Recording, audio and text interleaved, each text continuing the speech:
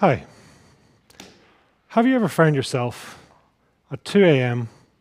sitting on the side of your bed, rocking backwards and forwards in the dark, not knowing what to do and what has happened? Well, that's where I found myself. And that, I can tell you, is a very dark place. I bring you back to today and where I am. And I've been through this amazing experience and this journey since that time. And inside that point of great overwhelm has allowed me to do a lot more in my life. I'm going to ask you a few questions. First of all, I'd like to ask, what does fire in the belly mean to you? Now, I'm not talking indigestion. I'm talking that passion, that burning desire. What does it really mean for you? Do you think we're all born with it? Do you think all of us have it? And probably most importantly, what is your fire in the belly? Having that opportunity to sit down with people is really something special.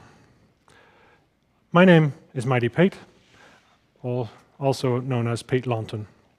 For me, I get the opportunity to go from being an engineer to where I am today.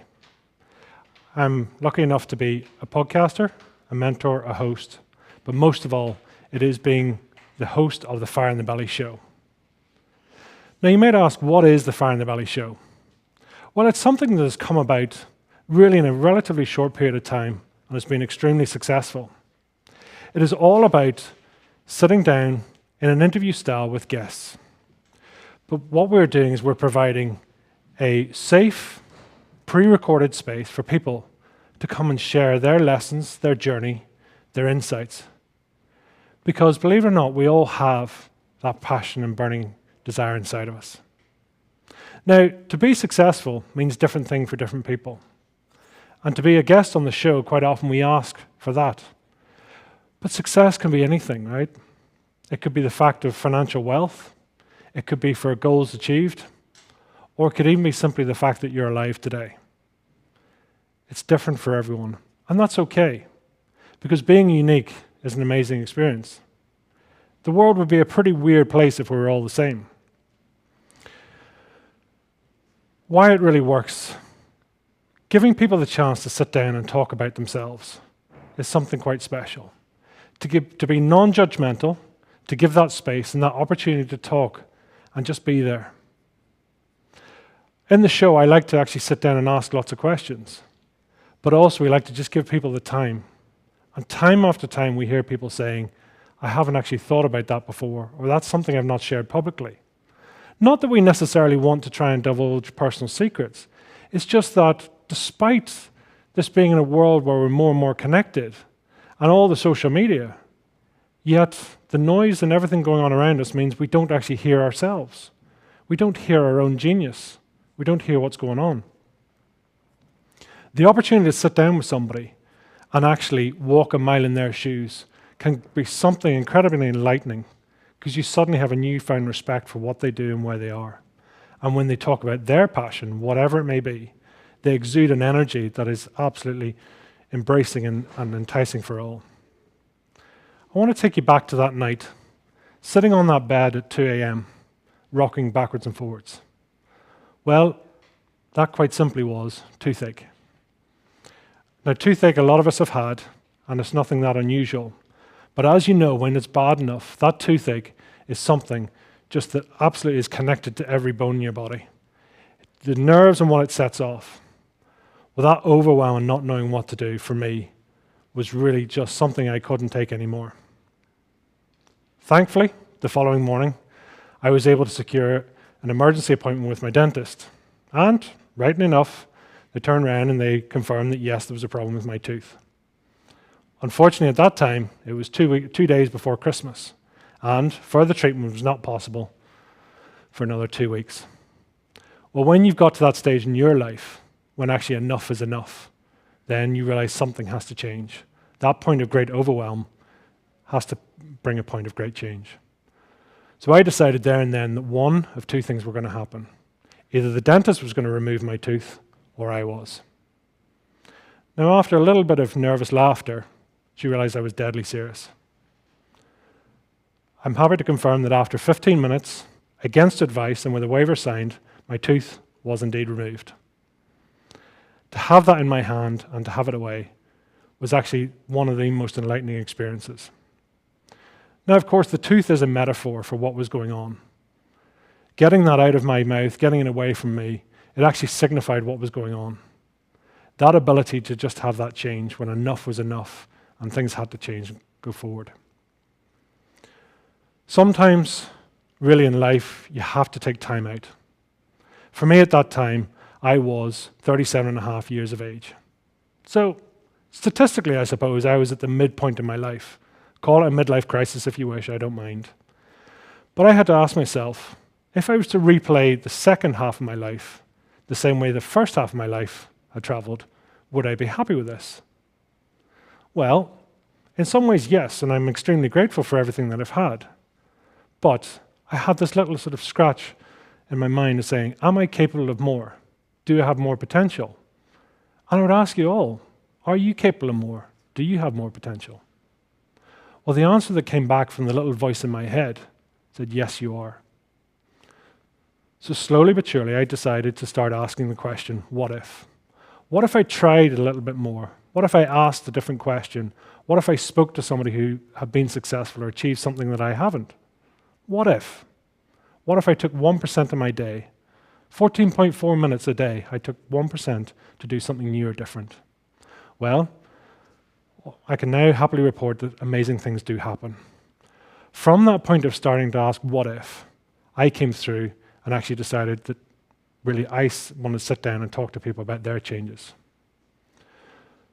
So I started asking myself, what is this fire in the belly? What makes somebody passionate? What makes somebody jump out of bed and want to take over the world when the next person wants to jump out of bed and turn on the TV? We're all born naked and screaming. We're all similar flesh and blood, but yet some people achieve different things. So I wanted to know the formula because my formula was wrong. So taking that time to sit down with people.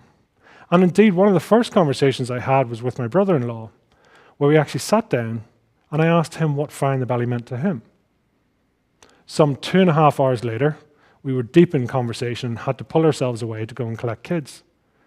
But what that proved to me almost instantly is that actually we all have a passion if you take the time to sit down and listen.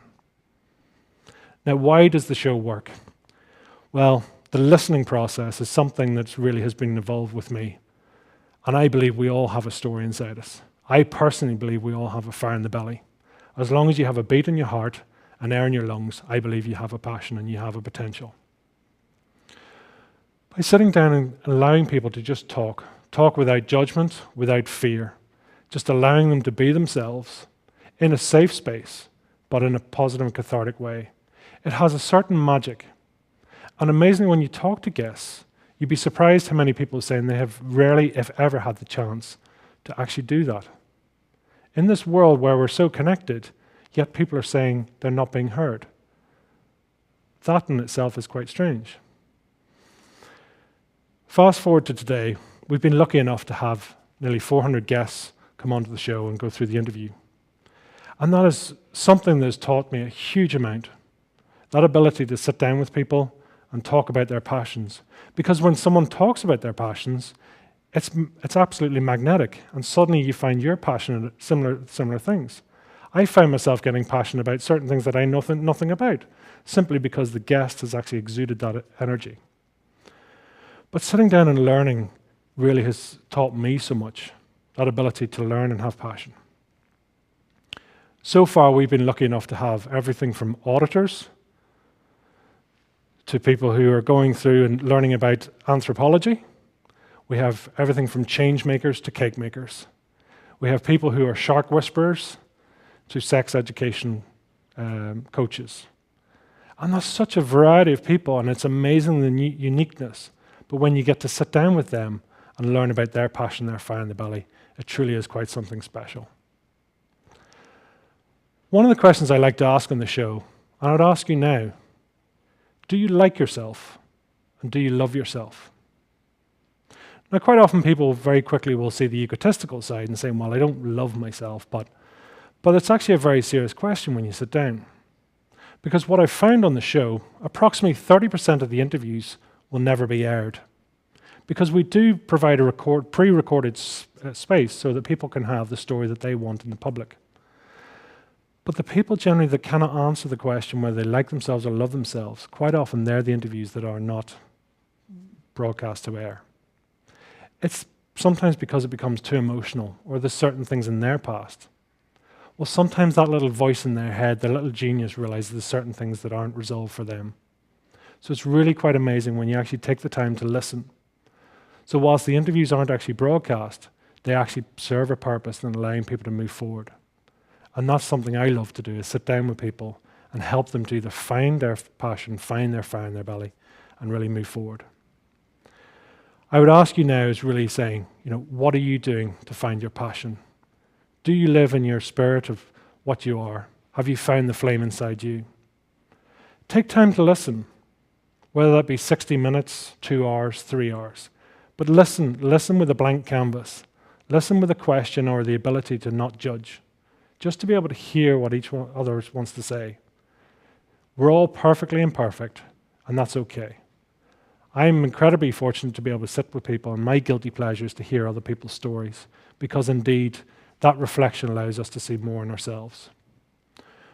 So I'd really encourage everyone to say, take time for you, take time to know yourself, find your passion, and be the mightiest version of yourself. I am Mighty Pete. I thank you very much.